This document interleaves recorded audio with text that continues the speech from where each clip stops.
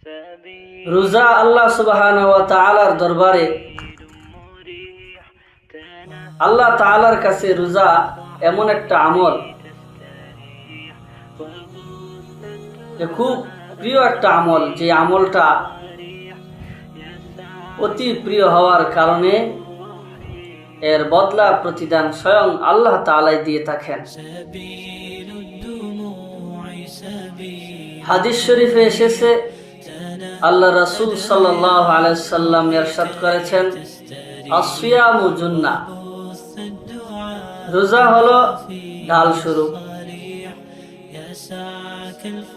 যুদ্ধের ময়দানে, যুদ্ধের সময় যেমন ঢাল মানুষকে রক্ষা করে,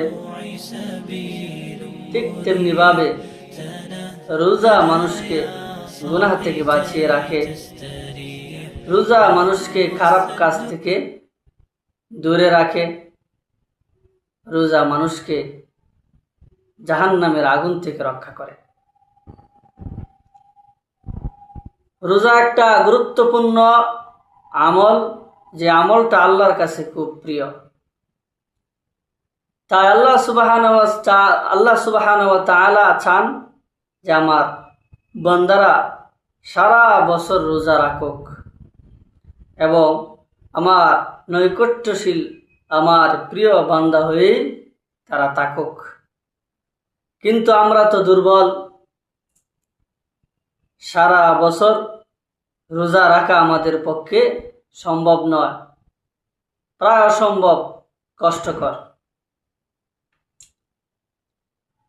তো তাই আল্লাহ সুবহানাহু ওয়া তাআলা এই শাওয়াল মাসে আমাদেরকে একটা সুযোগ দিয়েছেন, একটা অফার দিয়েছেন। যদি আমরা সেই সুযোগটা গ্রহণ করি তাহলে আমরা সারা বছর রোজা রাখার সওয়াব পাবো ইনশাআল্লাহ।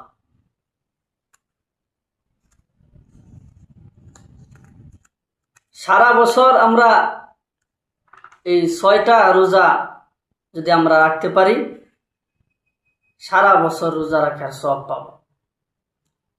খোদার 30 দিন রোজা রাখার তৌফিক হয়েছে, আলহামদুলিল্লাহ। এখন নিয়ত করি, হিম্মত করি, এই 6টা রোজাও আমরা ইনশাআল্লাহ রাখবো।